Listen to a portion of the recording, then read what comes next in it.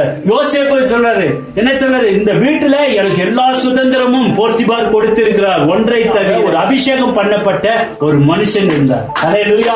அப்ப அவர் என்ன செய்யறாருன்னா, அழைக்கப்பட்ட அழைப்பு. யோசேப்பினுடைய அழைப்பு என்னங்க? அழைக்கப்பட்ட அழைப்பு. பரிசுத்தத்திற்காக அழைத்திருக்கிறார். உங்களை ஆண்டவர் அசுத்தத்திற்கல்ல, பரிசுத்தத்திற்கு அழைத்திருக்கிறார்.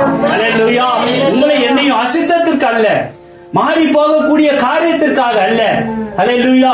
விசுவாசத்திலே நீங்களும் நானும் வளரும்படியாக ஆபிரகாமை தேவனாகிய கர்த்தர் அழைக்கிறாருங்க. நீ வா, உன்னுடைய மகனை கூட்டிட்டு நீ வா, வந்து பலி செலுத்துன்றார். அந்த அழைப்பை பாருங்க. அந்த மகனை ஒரே பையன், அவர் குழந்தையே இல்லையா, ஒரு குழந்தையை தருகிறார் 99 வயசுல.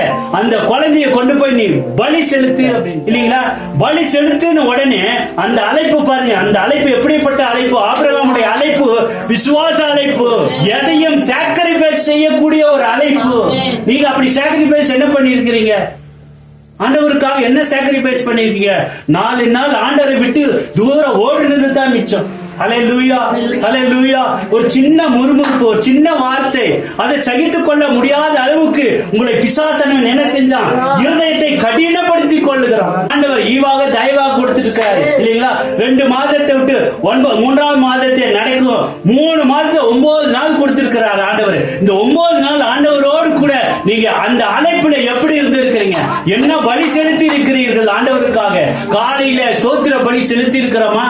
ஹல்லேலூயா. ஆண்டவருக்காக அல்லது ஒரு வேத புஸ்தகத்தை நாம் முழுமையா வாசிக்கணும் அப்படின்ற ஒரு ஸ்டெபனான முடிவு எடுத்திருக்கிறோமா? ஹல்லேலூயா.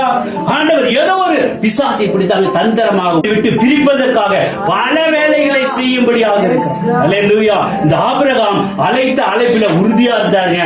பலி செலுத்து என்று சொன்ன உடனே மகனை கூட்டிட்டு போய் மோரியா மலையில போய் என்ன தெரியுங்களா ஐயா செய்யறார்? பலி செலுத்துகிறார். ஆண்டவர் அப்படி விட்டுருவாருங்களா? உடவே இல்லைங்க. கொம்புகள் சிக்கிய ஒரு ஆட்டை தேவனாகிய கர்த்தர் ஆயத்தப்படுத்தி அந்த கொம்புகள் சிக்கிய ஆட்டை ஆபிரகாம் பலி செலுத்துகிறாரு. இங்க கூட்டிட்டு போறாரு. அவன் மகன் கேக்குறாரு, என்ன கேக்குறாரு தெரியுங்களா? அப்பா, பலி செலுத்துவதற்கு ஆடு எங்கப்பா? கத்தி இருக்குது, கயிறு இருக்குது, எல்லாமே இருக்குது, விறகு இருக்குது, கட்டைகள் இருக்குது, எல்லாமே இருக்குதப்பா. பலி செலுத்துவதற்கு ஆடு எங்கப்பா அப்படின்னு. ஆனா பலி யாரு செலுத்துறாருங்க? தன்னுடைய மகனை பலி செலுத்துறாருங்க. அந்த மகனை பலி செலுத்துவதற்காக போறாரு. மகனே கேட்கிறாரு, அப்பா பலி செலுத்த ஆடுங்க, எப்படி இருக்கும்னு பாருங்க. அவன் சொல்லவே இல்லைங்க. அது ஆண்டவர் பார்த்து கொள்வாரப்பா. பாத்தீங்களா? ஹல்லேலூயா. ஆனா முழுமையாக ஒப்பு கொடுக்கிறார். படுக்க வைக்கிறாரு. கட்டைகள் எல்லாம் அடுக்கி வச்சாச்சு, கையும் காலும் எல்லாம் கட்டியாச்சு. கத்தி எடுத்து தன்னுடைய மகனை பலி செலுத்துவதற்காக போறார். ஹல்லேலூயா. உடனே ஆண்டவர் பயப்படுறாரு, பதறுகிறார். ஆபிரகாமே, ஆபிரகாமே, உன் பையனை நீ ஒன்னும் செஞ்சிராத, உன் பிள்ளையாண்டான ஒன்னும் செஞ்சிராதப்பா அப்படின்னு. உடனே கையை என்ன செய்யுது? நிறுத்தி. பாத்தீங்களா? நம்முடைய ஆண்டவர் அப்படித்தாங்க. வேதனையோடு, துன்பத்தோடு, பிரச்சனையோடு இருக்கும்போது தேவனை நோக்கி நாம் பலி செலுத்த வேண்டும்.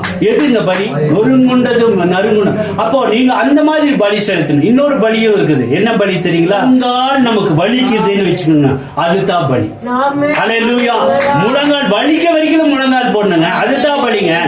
நம்ம நாவு வலி எடுக்கணும், அது ஸ்தோத்திரம் செய்யறது தான் பலி. கண்ணுல தண்ணி வரணுங்க, அழுகிற கண்ணு வலிக்குது பாத்தீங்களா, அதுதான் பலி. ஹல்லேலூயா.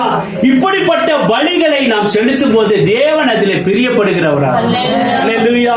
நீங்க ஸ்தோத்திரம் பண்ணிட்டே இருக்கியா, அதுதான் ஆண்டவருக்கு நீங்க செலுத்துற பலி. ஹல்லேலூயா. முழங்கால் வேதனையின் பலி, உதட்டின் காலை பலி செலுத்துனுங்கய்யா. இதெல்லாம் தான் ஆண்டவருக்கு பலியாக இருக்கு. நொறுங்குண்ட, நறுங்குண்ட. ஹல்லேலூயா. தேசத்திற்காக பாருங்க, யுத்தத்திற்காக அதுதான் பலி செலுத்து.